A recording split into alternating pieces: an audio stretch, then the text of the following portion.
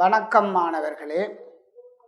நாம் இன்றைய அரசியல் விஞ்ஞான தரம் 12 வகுப்பில் அலகு 2 இடம்பெறுகின்ற அரசறிவியலில் உள்ளடக்கப்படும் உபதுறைகள் தொடர்பாக கற்க இருக்கின்றோம். கடந்த வகுப்பில்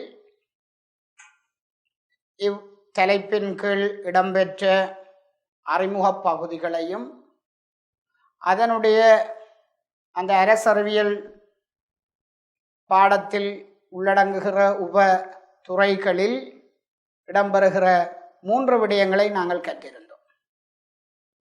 அரசியல் தத்துவம், அரசியல் கருத்தியல், அரசியல் கோட்பாடு. நாம் இன்றைய வகுப்பில் இந்த அரசறிவியல் உப தலைப்புகள் என்ற இந்த பகுதியில் பிரதானமாக அரசியல் நிறுவனங்கள் என்ற பகுதி தொடர்பாக கற்க இருக்கின்றோம். இந்த அரசியல் நிறுவனங்களுக்குள் அரசு, அரசாங்கம், அரசியல் கட்சிகள் என்பன தொடர்பாக இன்று நாம் கற்றுக்கொள்வோம். அதன் அடிப்படையில் மாணவர்களே, இந்த அரசறிவியல் பாடம் என்பது அரசியல் தொடர்பாக ஆய்வு செய்கின்ற ஒரு சமூக விஞ்ஞான பாடம். இந்த அரசறிவியல் பாடம் புராதன கிரேக்க காலத்திலிருந்து இன்று வரை பரிணாமம் அடைந்துள்ளது. அது பல்வேறு விடயங்களை தனது கற்றல் உப துறைகளாக உள்வாங்கி வளர்ச்சி அடைந்திருக்கிறது. அதன் அடிப்படையில் இதனுடைய இந்த உப துறைகளுள் மிக பிரதானமானதொன்றாக காணப்படுவது அரசியல் நிறுவனங்கள். அந்த அரசியல் நிறுவனங்கள் தொடர்பாக இங்கே கற்றுக்கொள்கின்றோம். சமூகத்தில் அரசியலில் பல்வேறு நிறுவன செயற்பாடுகள் இடம்பெறுகிறது. அதாவது சமூகத்தின் அரசியல் பல்வேறு முறைகளில் நிறுவனமயப்படுத்தப்பட்டுள்ளது. எல்லா செயற்பாடுகளுமே ஏதோ ஒரு நிறுவனமயப்படுத்தப்பட்டுத்தான் இடம்பெறும். இந்த அரசறிவியல் உபதலைப்பில் நிறுவனங்கள் தொடர்பாக நாம் கற்கின்ற போது, ஏன் இந்த நிறுவனங்கள் தொடர்பான கல்வியை நாம் அரசறிவியலில் பெற வேண்டும் என்கின்ற போது, அதற்குரிய பல காரணிகளில் ஒரு காரணி சமூகத்தின் அரசியல் பல்வேறு அரசியல் முறைகளில் நிறுவனமயப்படுத்தப்பட்டுள்ளது.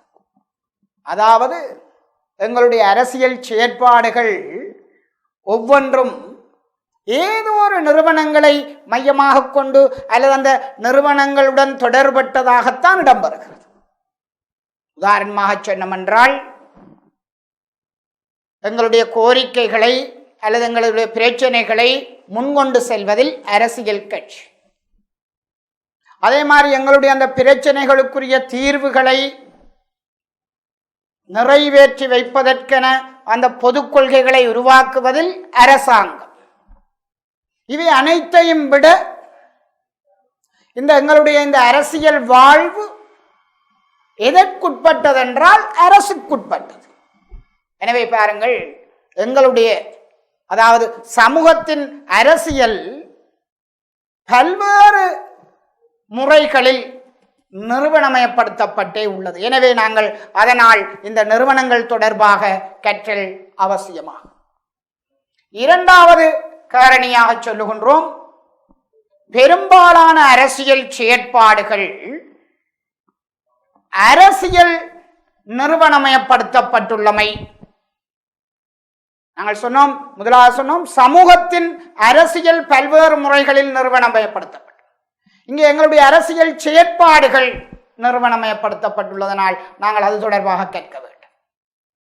அடுத்த மூன்றாவது காரணியாக நாங்கள் சொல்லுகின்றோம், பெரும்பாலான நடைமுறைகள் நிறுவனங்களை சார்ந்து ஒழுங்கமைந்துள்ளது. எங்களுடைய வாக்களிப்பு அல்ல எங்களுடைய இந்த தேர்தல் செயல்முறை. எனவே நாங்கள் இந்த நிறுவனங்கள் தொடர்பாக கற்றல் அரசியலில் இன்றியமையாத ஒரு விடயமாகும். இந்த நிறுவனங்கள் தொடர்பான கல்வி அல்லது ஆய்வு தனித்த அரசியலில் மட்டுமல்ல, ஏனைய பல துறைகளிலும் இடம்பெறுகிறது என்பது இங்கு நாங்கள் கவனத்தில் கொள்ளப்பட வேண்டிய விடயம். உதாரணமாக சொன்னோம் என்றால் பொருளியல், சமூகவியல், கல்வியியல், சட்டம் போன்ற துறைகளிலும் இந்த நிறுவனங்கள் பற்றிய கல்வி அல்லது நிறுவனங்கள் தொடர்பான ஆய்வு இடம்பெறுகிறது. நாம் இங்கு நிறுவனங்கள் தொடர்பாக கற்கும் போது அவதானிக்கக்கூடிய முக்கிய விடயம் அவை சட்ட ரீதியான விதிமுறைகள் மற்றும் நடத்து என்பவற்றை உள்ளடக்கிய அமைப்பாக காணப்படும். நாங்கள் இங்கே நிறுவனங்களில் முறையான நிறுவனங்களும் இருக்கிறது, முறை சாரா நிறுவனங்களும் இருக்கிறது. இதில் இந்த நாங்கள் இங்கே கற்றுக்கொள்ளுகின்ற நிறுவனங்கள் சட்ட ரீதியான விதிமுறைகளை கொண்ட நிறுவனங்களாக காணப்படுகிறது. இந்த நிறுவனங்கள் ஒவ்வொன்றும் ஏதோ ஒரு நோக்கங்களுக்காக கட்டியெழுப்பப்பட்டிருக்கும். இப்போ உதாரணமாக சொன்னால் அரசியல் கட்சி என்ற அந்த நிறுவனத்தினுடைய நோக்கம் அரசியல் அதிகாரத்தை கைப்பற்றுதல். அமுக்க குழு என்ற அந்த அரசியல் நிறுவனத்தினுடைய நோக்கம் தங்களுடைய அந்த குறித்த நலன்களை அதிகாரத்துக்கு வருபவர்கள் ஊடாக நிறைவேற்றிக் கொள்ள அழுத்தம் கொடுத்தல்.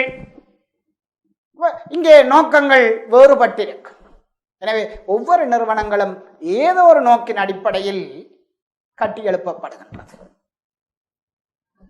இந்த சமூகத்தில் காணப்படுகின்ற இந்த நிறுவனங்களை நாங்கள் இரு அடிப்படைகளில் வகைப்படுத்த முடியும். மாணவர்களே, நீங்கள் இங்கே திரையில் காண்பது போன்று ஒன்று முறைசார் நிறுவனங்கள், இன்னொன்று முறைசாரா நிறுவனங்கள்.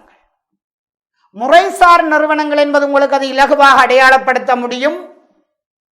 சட்டதிட்டங்கள் விதிமுறைகளுக்குட்பட்ட அதற்கென ஒரு நிறுவன கட்டமைப்பு கொண்ட அமைப்பு ஸ்தாபன வடிவங்களை கொண்ட எங்களுடைய புலனீடாக நாங்கள் அதை அறிந்து கொள்ளக்கூடிய நிறுவனங்களை முறைசார் நிறுவனம். அதான் நாங்கள் சொல்லுகிறோம், முறையான சட்டதிட்டங்கள், நபர்கள் மற்றும் கட்டிடங்கள் என்பவற்றுடன் கூடிய புலப்படும் நிறுவனங்கள். இது முறைசார். இரண்டாவது வகை சொல்லுகிறோம் முறைசாரா நிறுவனங்கள். இவை முறையான சட்டதிட்டங்களை கொண்டிராது.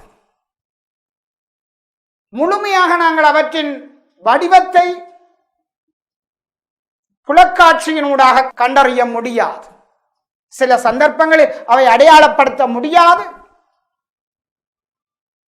அந்த நிறுவன மயம் வெளி தெரியாது காணப்படும். அவற்றின் இருப்பு, செயற்பாடு மற்றும் பெறுபவர்கள் என்பவற்றை நாங்கள் கண்டறியலாம். உதாரணமாக இந்த முறைசாரா நிறுவனங்களில் தான் உங்களுக்கு தெரியும் மிக பிரதானமான ஒரு நிறுவனம் குடும்பம். அடுத்தது உறவு முறை, அடுத்தது குலம் சாதி முறை,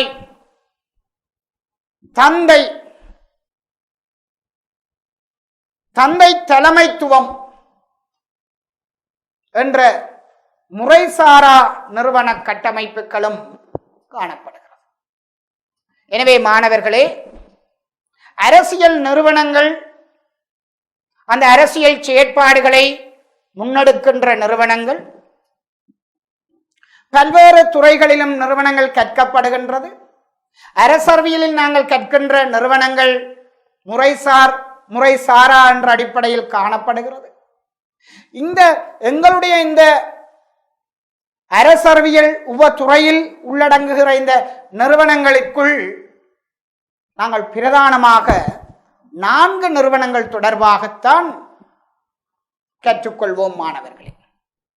அதில் ஒன்று மிக பிரதானமான நிறுவனம் அரசு மற்றும் அரசாங்கம். அடுத்த நிறுவனம் அரசியல் கட்சிகள். அடுத்த இன்னொரு நிறுவனமாக அமுக்க குழுக்கள். அடுத்த நிறுவனம் சிவில் சமூகம் என்ற இந்த 4 நிறுவனங்கள் தொடர்பாக நாம் தனித்தனியே விரிவாக கற்றுக்கொள்ளுதல் அவசியம். இன்றைய இந்த வகுப்பில் நாம் அரசு, அரசாங்கம் மற்றும் அரசியல் கட்சிகள் தொடர்பாகவே விரிவாக கற்றுக்கொள்வோம் மாணவர்களே. இந்த அரசும் அரசாங்கமும் என்ற இந்த தலைப்பின் கீழ் இடம்பெறுகிற நிறுவனமாக அரசும் அரசாங்கத்தை நாங்கள் நோக்கின்ற போது உங்களுக்கு தெரியும், எந்த ஒரு சமூகத்திலும் மிக பிரதானமான அடிப்படையான நிறுவனம் அரசும் அரசாங்கமும். அரசற்ற ஒரு சமூக வாழ்வை நாம் இன்று காண முடியாது. எனவே அரசும் ஒரு நிறுவனம், ஒரு ஸ்தாபனம் எனினும் அது ஏனைய அனைத்து ஸ்தாபனங்களையும் விட மிக உயர்ந்தது, மேலானது. இந்த சமூகத்தில் காணப்படும் ஏனைய பெரும்பாலான அரசியல் நிறுவனங்கள் இந்த அரசு அரசாங்கத்தினாலேயே தோற்றுவிக்கப்படுகின்றது. இன்று நாம் காணுகின்ற பாராளுமன்றம், அமைச்சரவை, நீதித்துறை, உள்ளூராட்சி நிறுவனங்கள், ஆயுதப்படை, போலீஸ், சிறைச்சாலை, பாடசாலை, பல்கலைக்கழகம் மற்றும் திணைக்களங்கள் அனைத்துமே அந்த அரசு சார்பாக அரசாங்கத்தினால் உருவாக்கப்பட்டவை. இவற்றில் சில நிறுவனங்கள் அரசியல் சார்ந்திருக்கும், சிலது அரசியல் தொடர்பற்று அரசியலினால் உருவாக்கப்பட்டாலும் அதன் செயற்பாடுகள் அரசியல் சார்பற்று செயற்படும். எனவே அனைத்து அரசியல் நிறுவனங்களிலும் விட மேலான மிக உயர்ந்த மையமான பிரதான நிறுவனம் அரசு. மாணவர்கள், நாம் சாதாரணமாக நோக்குகின்ற போது அரசும் அரசாங்கமும் ஒன்றென நமக்கு தென்படும். ஆனால் உண்மையிலேயே அவை இரண்டும் ஒன்றல்ல, இரண்டும் வெவ்வேறுபட்டவை. அரசாங்கத்திலும் விட அரசு மிக உயர்ந்த மேலான ஸ்தாபனம். இந்த நவீன ஜனநாயக அரசியல் முறையில் அரசு என்பது நீண்ட காலம் நிலைத்திருக்கும் சமூகத்தில் காணப்படும் அதிமுக்கிய அரசியல் நிறுவனம். ஆனால் அரசாங்கம் மாணவர்களே ஒரு நிலையான நிறுவனம் அல்ல. உங்களுக்கு தெரியும், அது குறித்த காலத்திற்கு காலம் தேர்தல்களினூடாக மாற்றப்படும். சில வேளை அந்த பதவிக்காலத்தின் முன்னரே அது கலைக்கப்படும். எனவே அரசாங்கம் நிலையற்றது, ஆனால் அரசு நிலையானது. பாருங்கள், அங்கே அரசும் அரசாங்கம், நாங்கள் சாதாரணமாக சில வேளை சொற்பிரயோகங்களில் அரசை அரசாங்கம் என்று அடையாளப்படுத்துவதும் அரசாங்கத்தை அரசென்று அடையாளப்படுத்துகின்ற நடைமுறைகளும் காணப்படுகிறது. ஆனால் உண்மையிலேயே இரண்டும் வெவ்வேறு நிறுவனங்கள், ஆனால் தொடர்பட்ட நிறுவனங்கள். இரண்டுக்கும் இடையே தொடர்பில்லை என்று நாங்கள் கூறோம். இரண்டும் மிக நெருங்கிய தொடர்புடையது. எனினும் அரசு அரசாங்கத்தை விட மேலானது. அதைத்தான் நாங்கள் சொல்லுகிறோம், அரசு நிலையானது, அரசாங்கம் நிலையற்றது. அரசாங்கமானது அரச செயற்பாடுகள் மற்றும் பொறுப்புகளை நிறைவேற்றுவதற்காக மக்களால் குறுகிய காலத்திற்கு அதிகாரம் வழங்கப்பட்ட ஒரு அரசியல் நிறுவனம் தான் அரசாங்கம். அந்த அரசின் அதிகாரத்தை குறுகிய காலத்திற்கு செயற்படுத்துவதற்காக அந்த குறித்த காலம் 4 வருடம் அல்லது 5 வருடம் அல்லது 6 வருடம் என குறிக்கப்பட்ட பதவிக்காலத்தை நாங்கள் வழங்குகிறோம். அதான மக்களின் அதிகாரத்தை மக்கள் வழங்குகிறார்கள். ஆரம்பகால அரசியல் முறைகளில் மாணவர்களே அரசும் அரசாங்கத்திற்கும் இடையே வேறுபாட்டை காண முடியாதிருக்கிறது. உதாரணமாக நாங்கள் கூறுவோமாக இருந்தால், முடியாட்சி முறையில் மக்களால் தேர்ந்தெடுக்கப்பட்ட அரசாங்கம் ஒன்று காணப்படவில்லை. அங்கே அரசனே அரசாகவும் அரசாங்கமாகவும் தன்னை வெளிக்காட்டியமையும் அடையாளப்படுத்தப்பட்டமையும் நாங்கள் காண முடியும். ஆனால் இந்த அரசு அரசாங்க வேறுபடுத்தல் ஐரோப்பாவில் மானிய முறை வீழ்ச்சியை தொடர்ந்து தோற்றம் பெற்றது. அதாவது இந்த மானிய முறை வீழ்ச்சி முடியாட்சி முறையை வீழ்ச்சி அடைய செய்யும். இது தாராண்மை ஜனநாயக அரசியல் முறையில் இந்த பிரதிநிதித்துவ ஜனநாயகம் பிரதான இடம் பெறுகின்ற போது இங்கே அரசாங்கம் என்பது தனித்தொரு பார்வை, மக்களால் தெரிவு செய்யப்படுகின்ற மக்களின் அதிகாரத்தை பெற்றுக்கொள்கின்ற நிறுவனமாக அரசாங்கத்தை அடையாளப்படுத்துகின்ற. அதற்கு முன்னர் அது பரம்பரையாக முடியாட்சியாக. எனவே அவர்கள் தங்களையே அரசாகவும் அரசாங்கமாகவும் ஒன்றாகவே அடையாளம். ஆனால் நாங்கள் இந்த மானிய முறை வீழ்ச்சியை தொடர்ந்து இரண்டும் வெவ்வேறுபட்ட ஆய்வுகளுக்கு உட்படுகிறது. அரசு போன்ற மனிதர்களை கொண்ட அரசியல் நிறுவனங்கள் பல சமூகத்தில் உள்ளது. அரசாங்கத்திலும் மனிதர்கள் தான், அரசியல் கட்சிகளிலும் மனிதர்கள் தான். எனினும் இந்த மனித நிறுவனங்கள் அனைத்திலும் விட அரசு மேலான மிக உயர்வான நிறுவனம். நாங்கள் ஏற்கனவே கூறியது போன்று அரசுடன் அரசாங்கத்தை இணைத்து ஒன்றாக கருதுகின்ற நிலை காணப்படுகிறது. ஆனால் இங்கே நீங்கள் அவதானிக்க முடியும், இந்த நவீன அரசு என்பது நவீன அரசு என்று நாங்கள் அடையாளப்படுத்துகின்ற போது ஒரு நிச்சயிக்கப்பட்ட பிரதேசத்தில் ஒழுங்கமைந்துள்ள நிச்சயிக்கப்பட்ட தேச எல்லைகளை இறமையை கொண்ட ஒரு அரசாகவே அது அடையாளப்படுத்தப்படுகிறது. இந்த ஆழ்புல பிரதேசத்தில் அரசியல் ரீதியாக ஒழுங்கமைந்த பிரஜைகள் மீது தமது ஆதிபத்தியம் மற்றும் அதிகாரம் என்பவற்றை வைத்திருக்கின்ற ஒரே உரிமையாளர் யார் என்றால் அரசுதான். அந்த அந்த பிரஜைகள் மீது அந்த பிரயோகிக்கின்ற மிக உயர்ந்த மேலான அந்த அதிகாரத்தை நாங்கள் இங்கே அழைக்கின்றோம் இறைமை அதிகாரம். அந்த இறைமை அதிகாரம் வேற எந்த நிறுவனங்களுக்கும் உரித்தல்ல. அரசாங்கம் அதை பிரயோகிக்கலாம், அதை முழுமையாக பெற்று பிரயோகிக்க முடியாது. அது அரசாங்கத்திற்குறித்தானதல்ல, அரசு குறித்தானது. எனவே பாருங்கள், அங்கே அரசுக்கும் அரசாங்கத்திற்கும் இடையே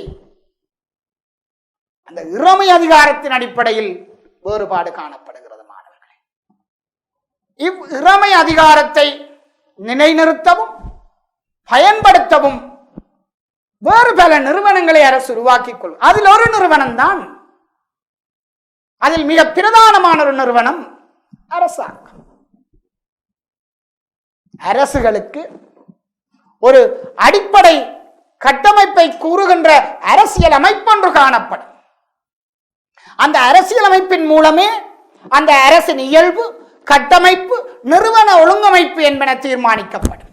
உதாரணமாக நாங்கள் கூறுவோமாக இருந்தால், இலங்கையின் இன்றைய அரசியலமைப்பாகிய 1978 ஆண்டு ஜனநாயக சோசலிச குடியரசு அரசியலமைப்பின் கீழ் இலங்கை அரசின் இயல்பு ஒற்றையாட்சி குடியரசு. பாருங்கள், அங்கே அந்த அரசியல் அமைப்பு அந்த அரசின் இயல்பை விவரிக்கின்றது. எனவே அரசுக்கு அரசியல் அமைப்பு காணப்படும், அதனூடாக அதன் இயல்பு, கட்டமைப்பு, நிறுவன ஒழுங்கமைப்புகள் என்பன தீர்மானிக்கப்படுகின்றன. அரசு தனது அதிகார பலத்தினை நடைமுறைப்படுத்துவதற்காக பல்வேறு நிறுவனங்களை உருவாக்குகிறது. நீங்கள் இங்கே திரையில் காண முடியும். சட்டத்துறை, நிறைவேற்றுத்துறை, ஆயுதப்படை, பணியக அமைப்பு, இந்நிறுவனங்கள் அனைத்துமே உப நிறுவனங்கள். இவை அனைத்திற்கும் நிச்சயமான சட்ட திட்டங்கள், மனித வளம் என்பன காணப்படும். மாணவர்களே, அரசு இன்று நாம் நவீன ஆழ்புல அரசு அல்லது நவீன அரசு என அடையாளப்படுத்துகின்ற போது அது 4 அடிப்படை அம்சங்களை கொண்டது. மாணவர்களே, ஒன்று ஆழ்புல பிரதேசம், நிலம், கடல், வான் பிரதேசங்களை உள்ளடக்கியதான அந்த ஆட்சிக்குரிய பகுதி. அடுத்து மாணவர்களை நாங்கள் சொல்லுகிறோம் தேசிய அடிப்படை, ஒன்றுபட்ட ஒற்றுமைப்பட்ட ஒருமித்த மக்களை கொண்ட அந்த தேசிய அடிப்படை. மூன்றாவது மாணவர்களை நாங்கள் சொல்லுகிறோம் அரசாங்கம். அதான் நாங்கள் சொன்னோம், காலத்துக்கு காலம் அது ஜனாதிபதி அரசாங்கம், பாராளுமன்ற அரசாங்கம் எதுவாக அமைந்து விடலாம்.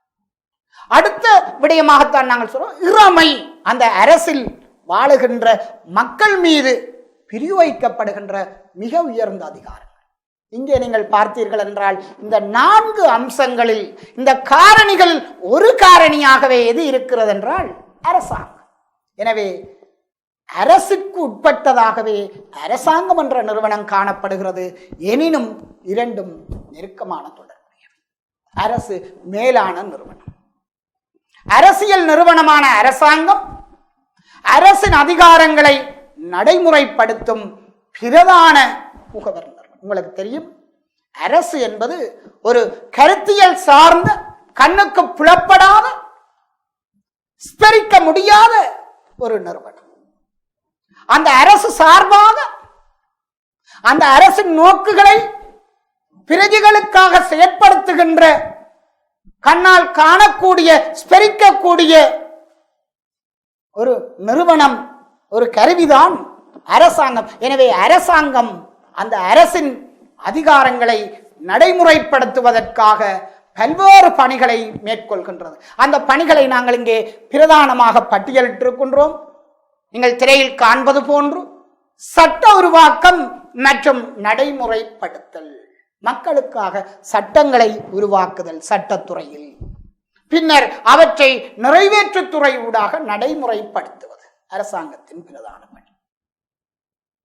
அதே போன்று மக்களுக்கு வழங்கிய அந்த வாக்குறுதிகள் மற்றும் மக்களின் தேவைகளை நிறைவு செய்யும் வகையில் கொள்கைகளை உருவாக்குதல், பொது கொள்கைகளாக அவை உருவாக்கப்படும். மற்றும் அந்த பொதுமக்களின் தேவைகளை காலத்துக்கு காலம் அறிவதும், அவர்களுடைய பிரச்சனைகளை தீர்த்து வைப்ப, அதான் பொதுமக்களுடன் தொடர்புகளை பேணுதல். அது மட்டுமல்ல, இன்று ஒவ்வொரு அரசும் தனித்து இயங்க முடியாது. ஏதோ ஒரு அடிப்படையில், ஏதோ ஒரு தேவைகளுக்காக ஏனைய அரசுகளோடு இணைந்து சேர்ந்தே இயங்க வேண்டும். எனவே அந்த சர்வதேச அரசியல், ஏனைய அரசுகளுடன் தொடர்பு கொள்ளுதல் என்ற இந்த பணிகளை அரசு சார்பாக அரசாங்கம் மேற்கொள்கின்றது. எனவே அரசும் அரசாங்கமும் ஒன்றுக்கொன்று வேறுபட்டாலும், ஆனால் அவை தொடர்புடைய, ஒன்றுடன் ஒன்று தொடர்புடைய நிறுவனங்கள். அவை இரண்டும் ஒன்றுடன் ஒன்று தொடர்புடையவை என்பதை நீங்கள் இங்கே திரையில் காண்பது போன்று அதனுடைய இந்த நிறுவன தொகுதிகளாக அரசு மற்றும் அரசாங்க நிறுவனங்கள் ஒழுங்கமைந்துள்ள முறையின் அடிப்படையில் நாம் நோக்குகின்ற போது சட்டவாக்கம், அதாவது சட்டவாக்க நிறுவனம், பாராளுமன்றம், மாநில சட்டசபைகள், மாகாண சட்ட உருவாக்கத்திற்காக இன்றைய இலங்கை பாராளுமன்றம் அல்லது சமஷ்டி அரசுகளில் மாநில சட்டசபைகள், மாகாண சபைகள் என சட்ட உருவாக்க அல்லது துணைநிலை சட்டங்களை உருவாக்குகின்ற அரசுக்கான அரசாங்கம் சார்பான நிறுவனங்கள் காணப்படும். அதே போன்றுதான் நிறைவேற்று நிறுவனம் ஆக அமைச்சரவை, அமைச்சுக்கள், திணைக்களகங்கள் மற்றும் கூட்டுத்தாபனம் இவை அந்த அரச கொள்கைகளை மக்களுக்காக நடைமுறைப்பதுதான் நிறைவேற்று நிறுவனங்கள். அடுத்து நீதி நிறுவனம். இந்த சட்ட நிறைவேற்று துறைகளுடையான முரண்பாடு, மக்களுக்கும் இவற்றுக்கும் இடையிலான பிணக்குகள், மக்களுக்குள் இடம்பெறுகிற பிணக்கு என்பவற்றை தீர்த்து வைக்கின்ற,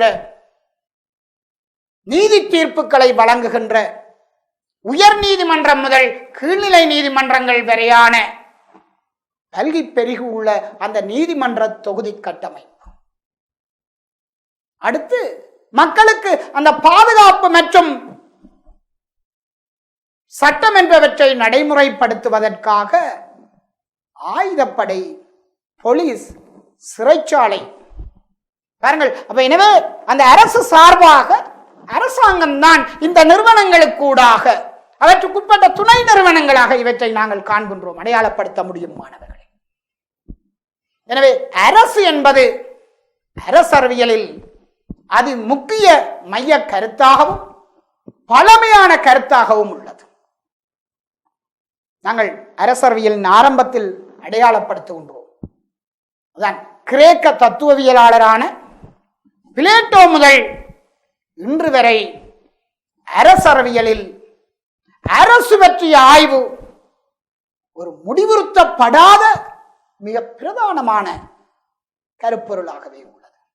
அது புராதன அரசறிவியலாளர்களாக இருக்கலாம், தற்கால அரசறிவியலாளர்களாக இருக்கலாம், அனைவருடைய ஆய்வுகளில் இது பிரதான முற்றுப்பெறாத ஒரு ஆய்வு பொருளாக இருக்கிறது. எந்த நிறுவனம்? அந்த நிறுவனம் என்றால் அரசெனும் நிறுவனம். அரசியல் தத்துவவியலாளர்கள் மற்றும் கோட்பாட்டாளர்கள் அரசு தொடர்பாக கவனம் செலுத்தியுள்ள எண்ணக்கருக்களை நாம் இங்கே, அதாவது நாங்கள் கூறினோம், புராதன கிரேக்க காலத்திலிருந்து இன்று வரை தற்காலம் வரை அரசு என்பது பிரதான ஆய்வு விடயம். அந்த அரசு என்பதில் என்னத்தை ஆய்வு செய்கிறார்கள்? அந்த அரசு எவ்வாறான இயல்புடையது? தாராண்மை இயல்புடையதா? தனிமனித சுதந்திரத்திற்கு வாய்ப்பு வழங்குவதா? அல்லது சமதர்ம இயல்புடைய சோசலிச அரசா? அல்லது அங்கே ஆட்சியாளனை மையமாக கொண்ட அனைத்தாண்மை அரசா? எனவே அந்த அரசின் இயல்பு, அதே போன்று அந்த அரசின் தோற்றம், இந்த அரசு எவ்வாறு தோன்றியது? அரசு பரிணாமம் அடைந்து வந்ததா? அல்லது ஒப்பந்தத்தின் விளைவாக, சம ஒப்பந்த கோட்பாட்டாளர்கள் கூறுவது போன்று ஒப்பந்தத்தின் விளைவாக வந்ததா? அல்லது வலிமையின் அடிப்படையில் அரசு தோற்றம் பெற்றதா? பாருங்கள், அரசின் அல்லது இறைவனால் தோற்றுவிக்கப்பட்டதா அரசு? பாருங்கள், அரசு தொடர்பான ஆய்வு என்பது ஒரு முற்றுப்பெற முடியாத, அது ஒரு பரந்த ஆய்வு பொருள். பிரதான அரசியல் நிறுவனமாக இருப்பதனால் அவ்வாறு அது காட்சிப்படுகிறது. அதே போன்று இந்த அரசின் நோக்கம், அரசின் அதிகாரம், அதாவது உங்களுக்கு தெரியும், நான் ஏற்கனவே கூறியது போன்று ஏனைய அனைத்து நிறுவனங்களை விட, அரசாங்கத்தையும் விட மேலான நிறுவனமாக காட்சிப்படுத்துவது இறைமை அதிகாரம். எனவே அந்த அரச இறைமை அதிகாரம் என்றால் என்ன? அது மேலானது, மிக உயர்ந்தது, பிரிக்க முடியாதது என்ற அடிப்படையில் எவ்வாறு அரசின் இறைமை, அரசு மற்றும் பிரஜைகளுக்கு இடையிலான தொடர்பு, அல்லது அரசு சமூகம். அரசுக்கு சமூகம் அடிப்படை, சமூகம் தான் அரசுக்கு முன்னர் தோன்றியது. எனினும் அரசு மேலானது சமூகத்தில். ஏனென்றால் அரசுக்கு இறைமை எனும் மேலான அதிகாரம் இருக்கிறது. அதன் நோக்கம் பரந்தது, அது நிலைத்த தன்மையுடையது. அதே போன்று அரசின் அதிகாரம் இல்லை. இந்த இலங்கை அரசினுடைய அதிகாரம் இல்லை எதுவரை.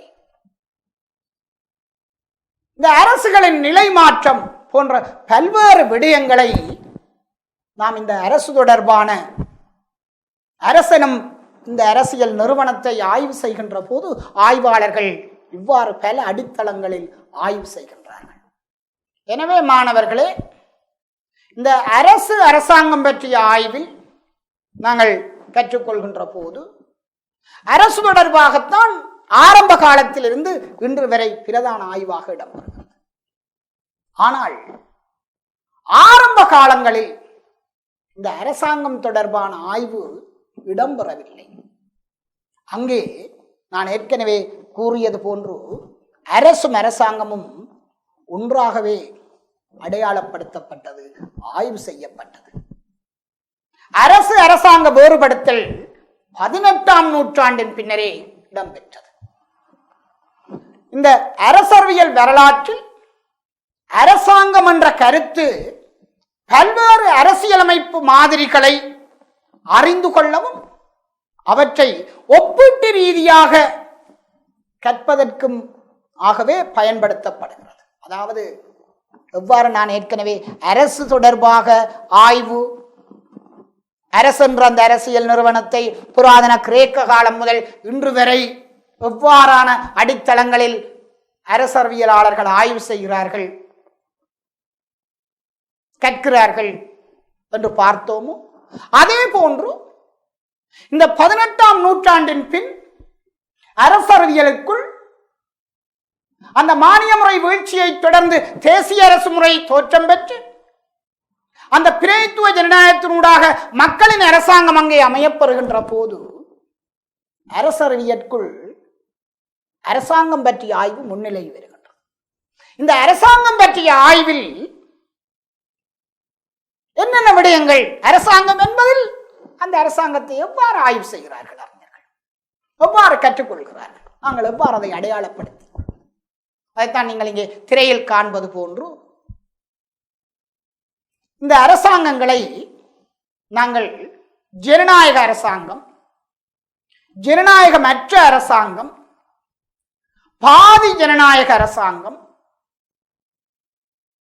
குடியரசு வாத அரசாங்கம், சமஷ்டி அரசாங்கம், தேசிய அரசாங்கம், முதலாளித்துவ அரசாங்கம், சமோடைமை அரசாங்கம், பின் சமோடைமைவாத அரசாங்கம் என பலவாறு நாங்கள் அதை அடையாளப்படுத்த முடியும் மாணவர்களே. இந்த அடிப்படையில் மாணவர்களே, நீங்கள் ஒவ்வொரு பகுதிகளாக வெவ்வேறு அலகுகளுக்குள் வெவ்வேறு சந்தர்ப்பங்களில் இவை பற்றி நீங்கள் கற்றுக்கொள்கின்றீர்கள். அரசாங்க வகை, அரசியலமைப்பு மாதிரிகளுக்குள் இதில் அநேக அரசாங்கங்கள் தொடர்பாக நீங்கள் கற்பீர்கள். அரசியல் கருத்தியல்களுக்குள் சில அடிப்படைகளை கற்றுக்கொள்வீர்கள். இங்கே நாங்கள் சொல்லுகின்ற போது ஜனநாயக அரசாங்கம் தரம் 13 நீங்கள் கற்றுக்கொள்வீர்கள். மக்களால் மக்களுக்காக மக்களின் பிரதிநிதிகளை கொண்ட அந்த அரசாங்கம், இதுதான் ஜனநாயக அரசாங்கம், மக்களாட்சி. அதே போன்று ஜனநாயகமற்ற அரசாங்கங்கள் பல காணப்படுகிறது. அனைத்தாண்மை அரசாங்கம், இராணுவ ஜுண்டாக்களின் ஆட்சி, இவ்வாறு ஜனநாயகமற்ற அல்லது பாசிச அரசாங்கம் என்றும் நாங்கள் சில நேரம் அதை அடையாளப்படுத்தும். அதே போன்று பாதி ஜனநாயக அரசாங்கம், அதே போன்று மக்களிடம் இறைமை அதிகாரம் உள்ள குடியரசுவாத, அதே போன்றுதான் நீங்கள் பார்ப்பீர்கள் அரசியலமைப்பு வகைப்பாட்டில் அந்த அரசியல் அதிகாரம் ஒன்று குவிக்கப்பட்ட ஒற்றையாட்சி அரசியலமைப்பை கொண்ட அரசாங்கம், அரசியல் அதிகாரம் அரசியலமைப்பு ரீதியாக மத்திய பிரதேச அலைகளுக்கு பகிர்ந்தளிக்கப்பட்ட சமஷ்டியாட்சி அரசாங்கம். இவ்வாறு அரசாங்கங்களை நாங்கள் கற்கின்ற போது பல அடிப்படைகளில் வகைப்படுத்தி நாங்கள் கற்றுக்கொள்கின்றோம். இதுதான் இந்த அரசியல் பற்றிய இந்த ஆய்விற்குள் அரசாங்கம் பற்றிய ஆய்வாக இடம்பெற்றது. எனவே மாணவர்களே, இந்த அரசியலில் ஆராயப்படும் உபதுறைகள் என்ற பகுதிக்குள் அரசியல் நிறுவனங்கள் பிரதான இடம் பெறுகிறது. அந்த அரசியல் நிறுவனங்களுக்குள் மிக பிரதானமானதும் முதன்மையானதுமான 2 நிறுவனங்கள் காணப்படுகிறது என்று நாங்கள் இதுவரை கற்றுக்கொண்டோம். அதில் ஒன்று அரசு, இன்னொன்று அரசாங்கம். எனினும் இந்த அரசாங்கத்திலும் விட அரசே நிலையான தன்மை, இறைமை அதிகாரம், அனைத்து பிரஜைகளையும் உள்ளடக்கி அனைவரது நலன்களுக்காகவும் செயற்படுகின்ற மேலான நிறுவனமாக அரசு காணப்படுகிறது என்றும், அரசாங்கம் அந்த அரசுக்குட்பட்ட அரசின் ஒரு கருவியாக காணப்படுகிறது என்றும் நாங்கள் இங்கே கற்றுக்கொண்டோம். எனவே அரசறிவியல் கல்வியில் அரசும் அரசாங்கமும் ஒரு பிரதான ஆய்வு விடயம் மாணவர்களே. அடுத்து மாணவர்களே, இந்த அரசறிவியலில் ஆராயப்படும் உபதுறைகளுக்குள் அரசியல் நிறுவனங்கள் என்ற இந்த பகுதிக்குள் இடம்பெறுகின்ற இன்னொரு பிரதான விடயம்தான் அரசியல் கட்சிகள் மாணவர்கள். இந்த அரசியல் கட்சிகள் என்பது தொடர்பாக பல அடிப்படைகளில் நீங்கள் கற்றுக்கொள்ள முடியும். இங்கு அரசியல் கட்சி என்பது தேர்தல் ஊடாக அல்லது வேறு ஊடகத்தினூடாக அரசாங்க அதிகாரத்தை பெற்றுக்கொள்ளும் நோக்கினை கொண்டு ஒழுங்கமைக்கப்பட்ட ஒரு நிறுவனம் மாணவர்களே. இந்த அரசியல் கட்சிகள் அரசியலில், அதாவது குறிப்பாக ஜனநாயக அரசியலில் தவிர்க்க முடியாத ஒரு அரசியல் நிறுவனம். நான் ஏற்கனவே கூறியிருந்தோம், அரசும் அரசாங்கமும் கற்றுக்கொள்கின்ற போது 18ஆம் நூற்றாண்டின் பின் மானிய முறை வீழ்ச்சியை தொடர்ந்து முதலாளித்துவத்தின் எழுச்சி, அதனோடு தேசிய அரசு முறையின் தோற்றம், இந்த தேசிய அரசு முறை அரசாங்கங்களை கொண்டு வருகிறது. இங்கே இந்த அரசாங்கம் அமைக்கப்படுவதற்கு என்ன பிரதானம் என்றால் பிரதிநிதித்துவம். அந்த பிரதிநிதித்துவத்தை பெற்றுக்கொள்வதற்காக மக்கள் முன் செல்பவர்களாக அல்ல, அந்த பிரதிநிதித்துவத்திற்காக போட்டியிடுபவர்களாக இந்த அரசியல் கட்சிகள். எனவே இந்த அரசியல் கட்சிகள் பற்றிய ஆய்வும் இந்த அரசாங்கம் பற்றிய ஆய்வை தொடர்ந்துதான் மாணவர்களே அரசறிவியலில் ஆரம்பமாகிறது. உண்மையிலே இந்த அரசியல் கட்சிகள் என்றால் என்ன என்பது தொடர்பாக தாராண்மைவாதிகள் ஒரு கருத்து நிலை, சோசலிசவாதிகள் இன்னொரு கருத்து நிலை, பாசிசவாதிகள் இன்னொரு கருத்து நிலையை கொண்டிருந்தார்கள். நாம் இன்று காணுகின்ற தாராண்மை சோசலிச கருத்துகளின் கீழ் பார்க்கின்ற போது இந்த தாராண்மை கருத்தியலில் கூட அமெரிக்க கருத்தியல், பிரித்தானிய கருத்தியல் என்ற அடிப்படையில் வேறுபட்டு அமெரிக்க கருத்தியல் அதிகாரத்திற்காக போட்டியிடுகின்ற அந்த போராடுகின்ற ஒன்றிணைந்த குழுக்கள் என்ற அடிப்படையில், பிரித்தானிய தாராண்மைவாத கருத்தியலின் கீழ் குறித்த சில நோக்கங்களை கொன்ற அந்த ஒன்றிணைந்த குழு பகுதியினர் என்ற அடிப்படையிலும், சோசலிசவாதிகளின் கருத்தின் கீழ் அந்த தொழிலாளர் புரட்சிக்காக தொழிலாளர் படையை ஒன்றிணைக்கின்ற ஒரு புரட்சிகர அமைப்பாக அரசியல் கட்சியை நோக்குகிறார். எனவே அரசியல் கட்சிகள் தொடர்பாக ஒவ்வொருபட்ட கருத்து நிலை காணப்படுகிறது. இந்த அரசியல் கட்சிகள் பற்றிய ஆய்வு நவீன அரசியலில் இன்றியமையாத அம்சமாக இடம்பெற்றுக் கொண்டது. இந்த அரசியல் கட்சிகள் அமெரிக்க, ஐரோப்பாவில் 19ஆம் நூற்றாண்டில் தோன்றி வளர்ச்சி அடைவனவாகவும் அவை தொடர்பான ஆய்வுகள் இடம்பெறுவதாகவும், இலங்கை, இந்தியா போன்ற நாடுகளில் 20ஆம் நூற்றாண்டு காலப்பகுதியில் அதை தொடர்ந்து தோற்றம் பெற்று வளர்ச்சி அடைவதாகவும் காண முடியும். உதாரணமாக நாங்கள் இலங்கையில் குறிப்பிடுவோமாக இருந்தால் 1931ஆம் ஆண்டு டொனமூர் ஜாப்பில் வழங்கப்பட்ட சர்வஜன வாக்குரிமையை தொடர்ந்து 1935ஆம் ஆண்டு லங்கா சமசமாய கட்சி என்ற முதலாவது இடதுசாரி அரசியல் கட்சி தோற்றம் பெற்றது. எனவே பாருங்கள், அந்த ஐரோப்பிய அமெரிக்க அரசியல் கட்சி முறை தோற்றம் வளர்ச்சி 19ஆம் நூற்றாண்டின் மத்திய கால பகுதியாக காணப்பட, இலங்கை, இந்தியா போன்ற நாடுகளில் 20ஆம் நூற்றாண்டு காலப்பகுதி காணப்படுகிறது. எனவே இந்த 19ஆம் நூற்றாண்டின் பின் அரசியல் கட்சிகள் பற்றிய ஆய்வு அரசறிவியலில் முன்னிலைக்கு வந்தது மாணவர்களே. எனினும் இந்த அரசியலில் அரசியல் கட்சிகளின் முக்கியத்துவம் காரணமாக இவை தொடர்பாக பரந்த அடிப்படையிலும் விரிவாகவும் அரசியலில் இன்று நாம் ஆய்வு செய்கின்றோம்.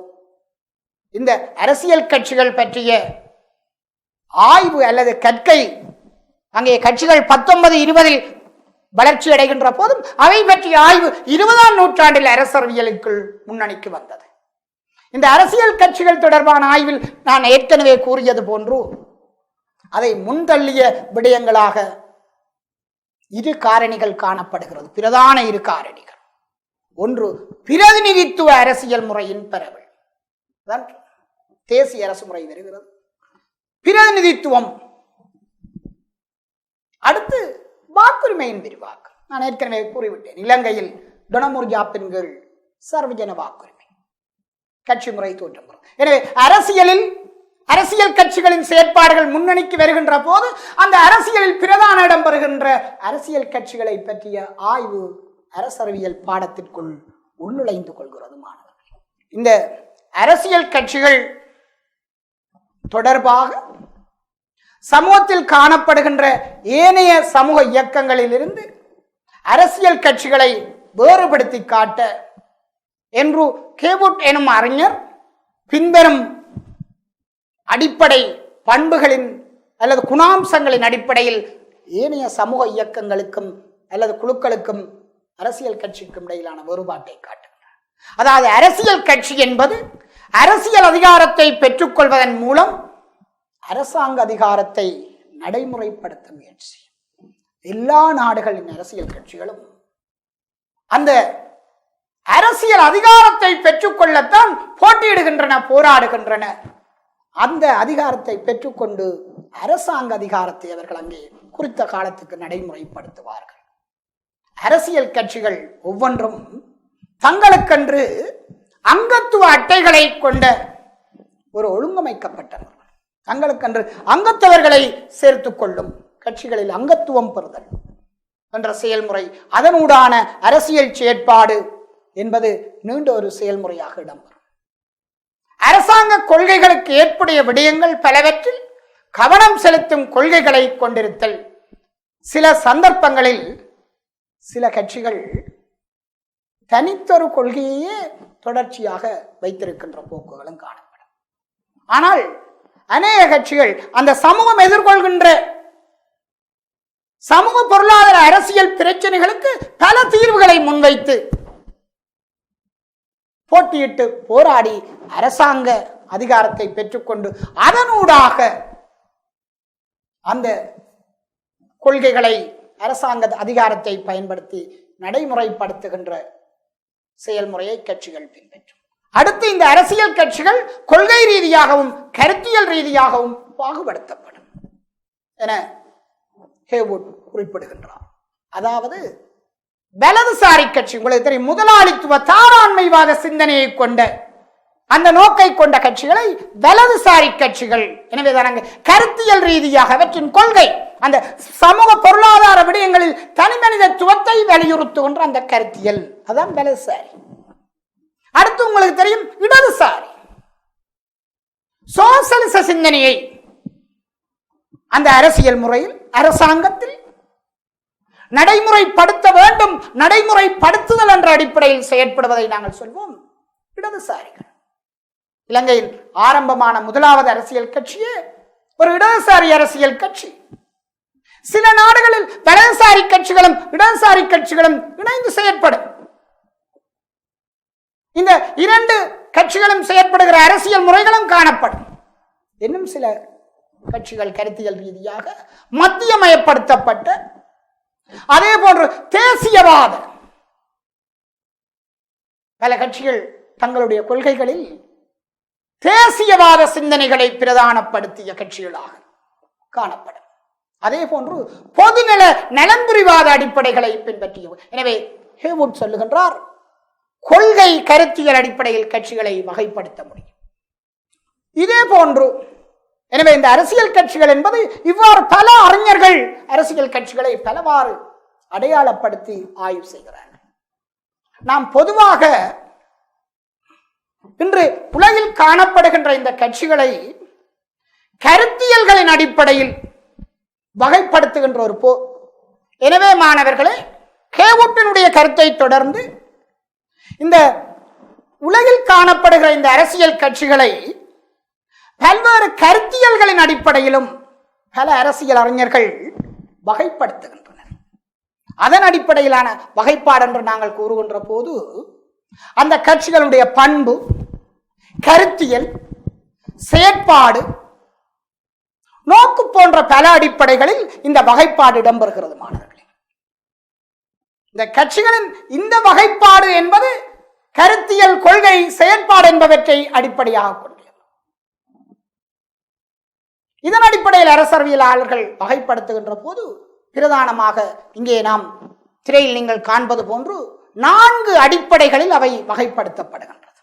ஒன்று, உயர்குலாம் கட்சி அல்லது காடர் கட்சி அல்லது பிரமுகர் கட்சி அல்லது கணவான்களின் கட்சி அல்லது உயர் நபர்களின் கட்சி. அதாவது இந்த அரசியல் கட்சிகளில் இந்த அரசியல் கட்சியின் நோக்கம் மற்றும் அந்த அரசியல் கட்சிகள் செயற்படுபவர்கள் யாராக இருந்தால் உயர்குலாத்தினரே அங்கு செயற்பட்டு உயர்குலாத்தினரின் நலன்களையே பிரதானமாக கொண்டு செல்பவர்கள் உயர்குலாம் கட்சி. அதே போன்று அதில் இன்னொரு வகை காணப்படுகிறது, பொதுமக்களை அடிப்படையாக கொண்ட அங்க சாதாரண மக்கள், பொதுமக்களின் பிரச்சனைகள், பொதுமக்களை பிரதித்துவம் செய்தல் என்ற அடிப்படையில் நாங்கள் அதை சொல்லுகிறோம் மக்கள் கட்சி அல்லது மகஜன கட்சி அல்லது வெகுஜன கட்சி. எனவே யாருக்காக, யாரை கொன்ற அந்த கட்சி செயற்படுகிறது என்ற அடிப்படையில் உயர்குலாம் கட்சி, மக்கள் கட்சி. அதற்கு மாற்று பெயர்கள் இங்கே நீங்கள் திரையில் காண்பது போன்று காணப்படுகிறது. அவற்றை நீங்கள் குறிப்பிடுத்திக் கொள்வது நன்று மாணவர்களே. அடுத்து இந்த அரசியல் கட்சிகளின் வகைகளில் அந்த மக்களின் கருத்துக்களை உள்வாங்குதல், மக்களின் கருத்துக்களை ஒழுங்கமைத்தல் என்ற அடிப்படையில் வகைப்படுத்துகிறார்கள். அதாவது பொதுமக்கள் கருத்துக்களை பிரதிநிதித்துவம் செய்தல். இங்கே இந்த கட்சிகள் என்ன செய்யும் என்றால் பொதுமக்களின் கருத்துக்களுக்கு பிரதிநிதித்துவம் வழங்கியிருக்கு. மற்றது சொல்லுகின்றோம், பொதுமக்கள் கருத்துக்களை அவர்களுடைய கருத்துக்களை ஒழுங்கமைப்பதில், பாராண்மை கருத்தியலுக்கேற்ப மக்களை ஒழுங்கமைப்பதில், சமோடமை கருத்தியலுக்கேற்ப மக்களை ஒழுங்கமைப்பதில் ஈடுபடுகின்ற கட்சிகள் என்ற அடிப்படையில் வகைப்படுத்தி பார்க்க முடியும். அடுத்து நாங்கள் இன்னொரு வகையாக சொல்லுகிறோம், அரசியலமைப்பு சார்ந்த கட்சிகள், புரட்சிகர கட்சிகள். அதாவது அந்த நாட்டின் அரசியலமைப்பை ஏற்றுக்கொண்டு அந்த அரசியலமைப்பு நெறிமுறைகளை பின்பற்றி அதற்கேற்ப செயற்படுகின்ற கட்சிகள். இன்னும் ஒன்று, அந்த அரசியலமைப்பு நெறிமுறைகளை புறந்தள்ளி புரட்சிகர வழிமுறை ஊடாக அரசு அதிகாரத்தை பெற்றுக் கொள்வதற்காக செயற்படுகிற கட்சிகள். எனவே இங்கே அவர்களுடைய நோக்கம் செயற்பாட்டு அடிப்படையில். அதே போன்று வலதுசாரி கட்சி, இடதுசாரி, நான் ஏற்கனவே கூறியது போன்று முதலாளித்துவ சாராண்மைவாத சிந்தனை அடிப்படையில் வலதுசாரி, சோசலிச சிந்தனை அடிப்படையில் இடதுசாரி என்ற அடிப்படையில் நாம் வகைப்படுத்தி பார்க்கின்றோம். இவ்வாறு அறிஞர்கள் அரசியல் கட்சிகளை அவற்றின் கருத்தியல், கொள்கை, செயற்பாட்டு அடிப்படையில் வகைப்படுத்துகிறார்கள் மாணவர்களே. எனவே மாணவர்களே, இந்த அரசியலில் அரசியல் கட்சி என்ற இந்த அரசியல் நிறுவனம் ஒரு பிரதானமான ஆய்வு விடயமாகவும் அதனை பல்வேறு அடிப்படைகள் ஆய்வு செய்வதாகவும் காணப்படுகிறது. அதன் அடிப்படையில் இந்த அரசியல் கட்சிகள் பல்வேறு பணிகளை ஆற்றுகின்றது. அதாவது இந்த ஆட்சியில், அரசாங்கத்தில் மக்களை பிரதிநிதித்துவம் செய்கின்றது. மக்கள் சார்பான பிரதிநிதித்துவத்தை பெறுபவர்கள், அதற்காக மக்களை தூண்டுபவர்கள், செயற்படுபவர்கள், பிரதிநிதித்துவத்தை பெற்றுக்கொள்பவர்கள் கட்சிகள். அடுத்தது, இந்த அரசியல் கட்சிகள் அரசியல் உயர்குலாமினரை, அரசியலுக்கு தலைமைத்துவம் வழங்குகின்ற அந்த உயர்குலாம் அரசியல் தலைமைகளை உருவாக்குகிறது அல்லது அரசியலுக்கு ஆட்சேர்ப்பு செய்கிறது. சாதாரண மக்களுக்குள் இருந்தும் கொண்டு வரும், உயர்குலாத்தில் இருந்தும் கொண்டு வருகின்றது. அடுத்து, சமூக குழுக்களின் அரசியல் நோக்கங்களை உருவாக்குகின்ற பணியினை மேற்கொள்கின்றது. அடுத்து மாணவர்களே, பொதுமக்களின் அல்லது வாக்காளரின் அபிலாசைகளை அரசியல் செயற்பாட்டிற்கு கொண்டு செல்வனவாக மக்களினுடைய அபிலாசைகள் பல்கி பெருகி இருக்கும். இந்த பல்கி பெருகிய அபிலாசைகளை அரசியல் முறைக்கு கொண்டு சென்று அதை நடைமுறைப்படுத்துகின்ற, தீர்வு காணுகின்ற, அதற்கு செயல் வடிவம் கொடுக்கின்ற பணியை செய்வது யார் என்றால் இந்த அரசியல் கட்சிகள். அவை பொதுமக்களை அரசியல் செயற்பாட்டில் ஈடுபடுத்தி அவர்களுக்கு தலைமைத்துவம் வழங்குகிறது. தேர்தல் காலங்களில், சாதாரண நேரங்களில் அந்த அரசியல் கொள்கைகளை மக்களிடம் கொண்டு சென்று மக்களை அரசியல் பங்கு பெற்றுதலை அதிகரிக்க செய்கின்ற இந்த செயற்பாடுகளை எல்லாம் அரசியல் கட்சிகள் செய்கின்றது. அடுத்து அரசாங்கத்தின் செயற்பாடுகளை ஒழுங்குபடுத்தல். இன்று அரசாங்க அதிகாரத்தை பெற்றுக்கொண்டு அந்த அரசாங்கத்தின் செயல்முறைகளை முன்னெடுப்பவை இந்த அரசியல் கட்சி. அதைத்தான் நாங்கள் சொல்வோம் ஆளுங்கட்சி. அந்த ஆளுங்கட்சி ஆட்சி செய்கின்ற போது எதிர்கட்சி அதற்கு முழுமையாக எதிர்த்தல் என்றதல்ல, நல்ல விடயங்களுக்கு ஒத்துழைத்தல், அரசாங்கத்தை சரியான பாதையில் செல்வதற்குரிய அந்த ஆக்கபூர்வமான வழிமுறைகளை முன்னெடுத்தல் என்ற. எனவே தனித்து அரசாங்க அதிகாரத்தை பெற்றுக்கொண்டவர்கள் மட்டுமல்ல, ஏனைய கட்சிகளும் அந்த அரசாங்கத்தின் செயற்பாடுகளை ஒழுங்கமைத்தலில் முக்கிய பங்கு வகிக்கின்றன, பணிகளை செய்கின்றன. அடுத்து மக்களுக்கு அரசியல் கல்விகளை போட்டுதல், எதிர்காலத்தின் நாட்டின் தலைவர்கள், அரசியல் தலைவர்களை உருவாக்குதல். இன்று பல அரசியல் தலைவர்கள் இந்த அரசியல் கட்சிகளுக்குள் பிரதிநிதிகளாகி பயிற்சி எடுத்துக் கொண்டவர்களே.